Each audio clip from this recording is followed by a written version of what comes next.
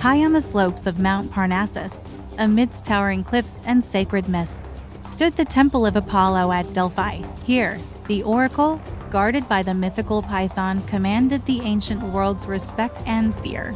This revered site, believed to bridge the mortal and divine, also served as a battleground of unseen demonic forces that shaped destinies and altered the course of history.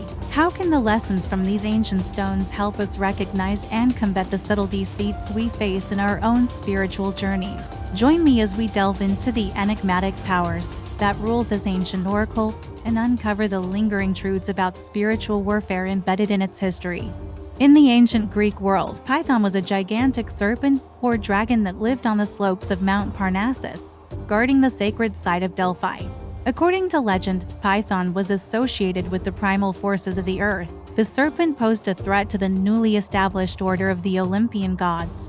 See Genesis 6 and Enoch 6.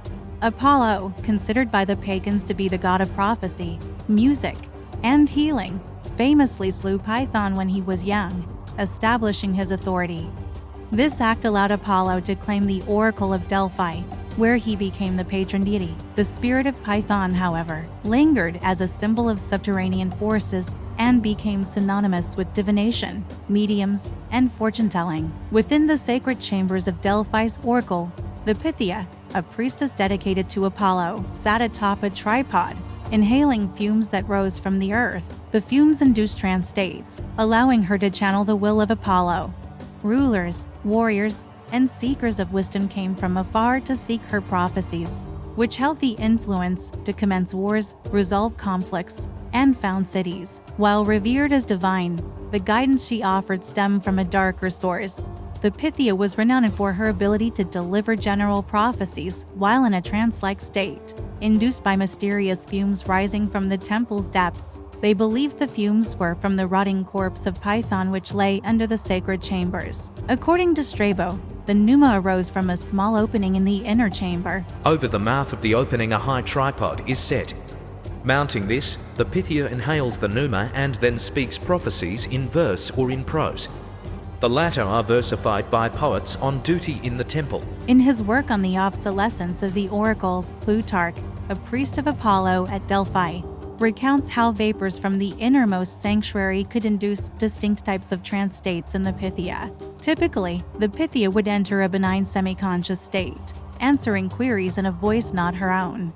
After recovering, she was composed and relaxed, like a runner after a race.